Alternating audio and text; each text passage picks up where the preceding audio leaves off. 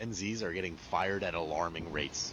My dad just sent me this article which talks about. Oof, that's a brutal article, but I can see why some Gen Z are struggling at work. And the thing is, it has nothing to do with work ethic or their skills. The first reason, we all know Gen Z values authenticity, but I think they're too authentic and too direct. For example, us millennials, maybe even boomers, they know if you don't want to do something, you don't tell your boss, I don't want to do it. But I have heard some stories of Gen Z telling their boss straight up, no, I don't want to do it. Find somebody else. There is value in you being direct, but there's a time and place for it. Early on into your career, it's a little hard to get away with that. A second factor that could be harmful for Gen Z is that they want something and they want it now. The whole climbing the corporate ladder, it's a little bit outdated information now, but at the end of the day, there is truth to it. If you want the high paying job, if you want the great manager, if you want the work life balance, sometimes in the beginning, you have to eat a little bit of shit to work your way up. But Gen Z, I don't blame them. They want it now, and sometimes it bites them in the ass. So, do you agree with this new Gen Z?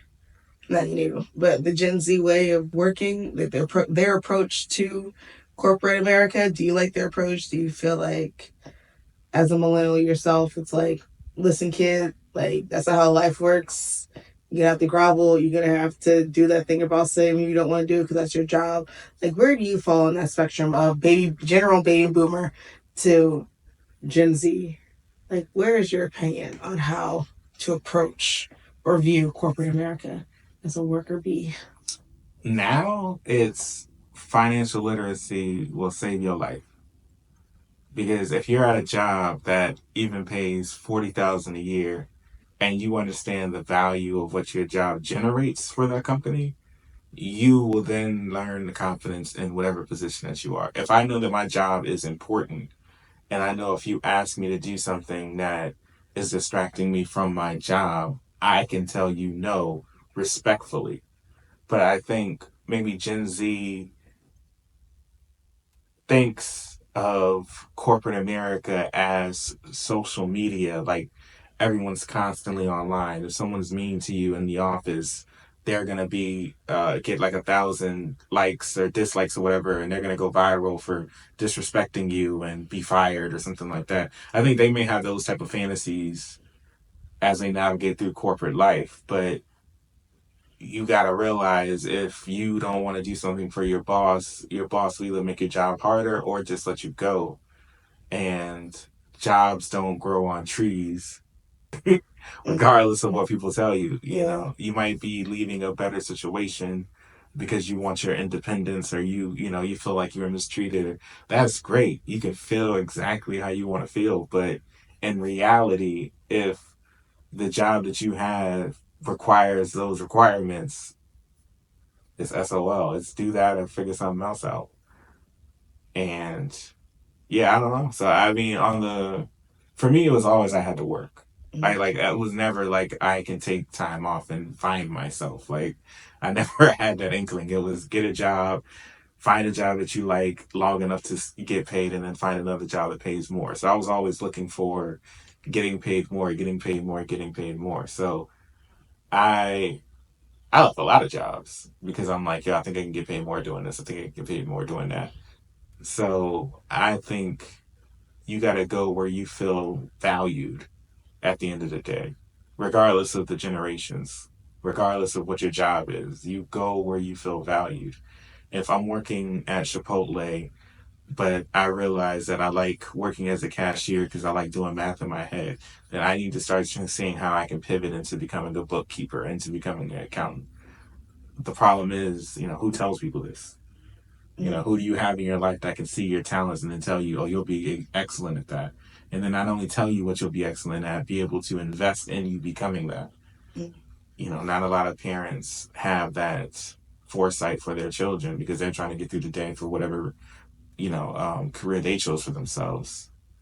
So, yeah, I don't think it's generational. I think it's more educational because the Gen Z can learn at 18, about the stock market, about economics, about how much talent actually gets paid now, how much do singers actually make, how much do artists and musicians actually make. Like you can now look all of that up.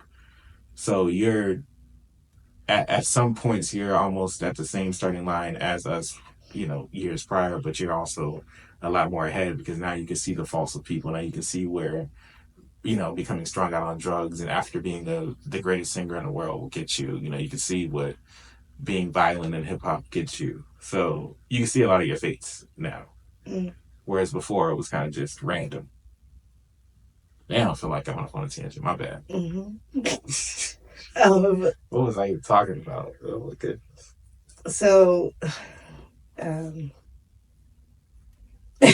so, anyway, okay, so, all right, yeah, that's fine. I don't know how to. All right, so what do you think? How do you think Gen Z should handle corporate America, in your opinion? I do feel like it is a generational thing. I do feel like I agree with Work Hap, the guy that responded or stitched to that original video there.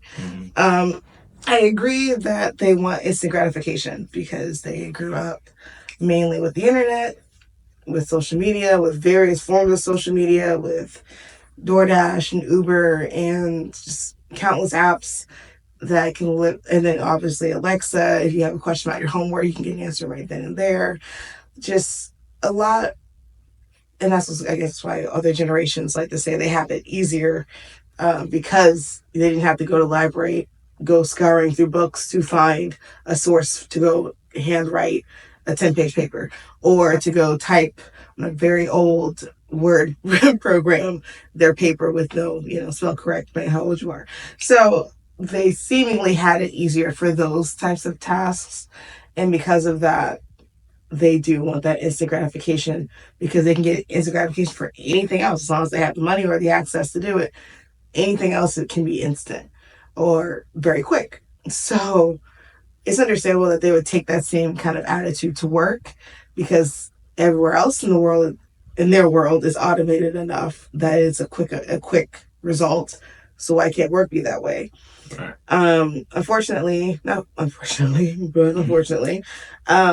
got a lot of baby boomers out here and they still own companies and corporations. They're the CEOs, they are the managers, they are the, and so because they are a bit of the originators of the workforce type that we now all live in and work in, it works for them because they grew up with it, they came up with it, they've worked in this way 20 plus years now, and the rest of us kind of just have to fall in to whatever standard they already set. And for Gen Z, I think it's harder. That generational gap is really felt in those spaces because it's just because somebody told me to go get them a coffee when that's not my job, and I told them no, I shouldn't be reprimanded for that. It's not my job. I respectfully said no and went on and actually did my job. You know what I mean?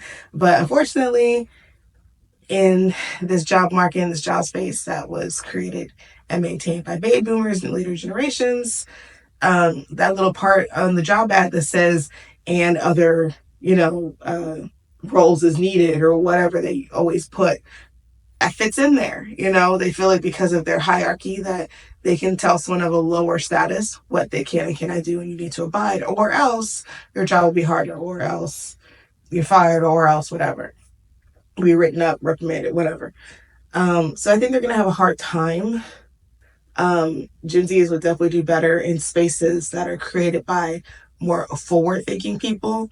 But obviously, in already such a restrictive job market as it is, being able to pick and choose where you best fit, it's going to be hard to do if you're not starting something yourself, or your friend isn't starting something themselves, or your parent maybe started something that you can be a part of.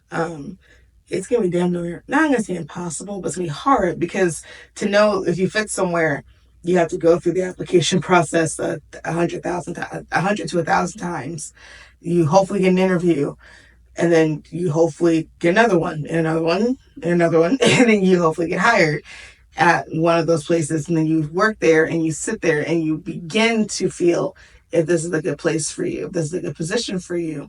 And then if it's not, you have to go back out and do the hundreds or thousands of applications and start the process all over again. So even though, thanks to the internet and social media, they can say, do I want to be an accountant? What does that look like? oh, I want to be a bus driver. What does that look like? You know, they can't see that, and they can't see what their future might look like or their day-to-day might look like. And they'll know yay or nay if that's a good fit for them or not to pursue. But and actually in it, playing that lily pad hop game is very difficult and very long-winded. Which is why I think a lot of younger generations, when they get a job, even if it's like scooping frozen yogurt, they make, you know, a content page on like TikTok or Instagram or whatever, kind of showing like, oh, this is the crazy, you know, request we got here at Dairy Queen, you know, stuff like that. Because it's like, well, now all I have is social media, which lets me be myself and possibly could pay me if I do well enough in some places.